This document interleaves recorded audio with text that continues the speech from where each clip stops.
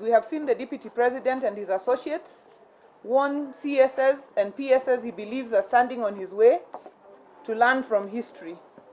Some of the Deputy President's associates have ominously asked Cabinet Secretary Matiangi and PS Karanja Kibisho to learn from the fates of the late Professor George Saitoti and Joseph Kaiseri.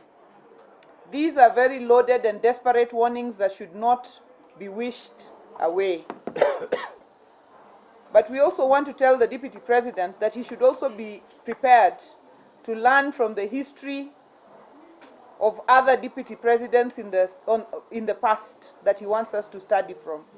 We are, however, not surprised that Ruto has gone on this tangent again, ranting and cursing with the characteristic anger and bitterness at people he believes owes him the presidency. It is not just about BBI or the presidency. Ruto is angry because the taps of corruption have run dry and the fake projects he used to launch are no longer available. For these, he must face the president, not civil servants. The DP likes to remind everyone who cares to listen that he is the second in command. Yet his obsession with civil servants, who are ideally his juniors, underlines a deep insecurity, painting him as one not sure of himself, his worth, and his future. He has only two options: face the president or get out of government and chart a new career path. We want to remind the DP that the civil servants he is attacking are not the problem.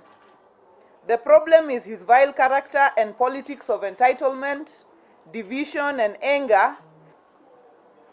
Hivi juzi mlivyoona ujumbe uliotokea ni kuwa marafiki wa naibu wa rais walikuwa na matamshi ya uchafu kumtusi Mheshimiwa Matiang'i, kumtusi Mheshimiwa Kibicho. Matamshi mengine hatuwezi kuyasema hapa, lakini jambo la kwanza tungependa kusema ni hili. Hawa vijana ndugu zetu marafiki wa naibu wa rais kuleta jina la mzee Saitoti ambaye alifariki na jina la Mheshimiwa Kaiseri ambao ni Wamasai ambao wanaheshimika Kenya na Afrika nzima, kuwa Matiang'i ajue ni nini kilichomtendekea Kaiseri na Saitoti. Maana yake ni nini? Tungependa kujua sisi. Jambo la pili, siasa ya Kenya ambayo sahihi imeanza ni siasa ambayo watu wanataka kuturudisha mwaka 2007.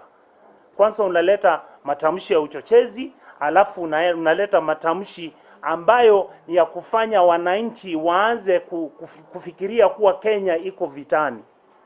Kenya haiko vitani.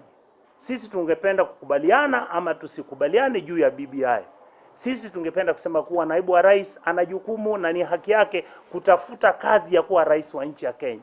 Hatuna shida na hiyo.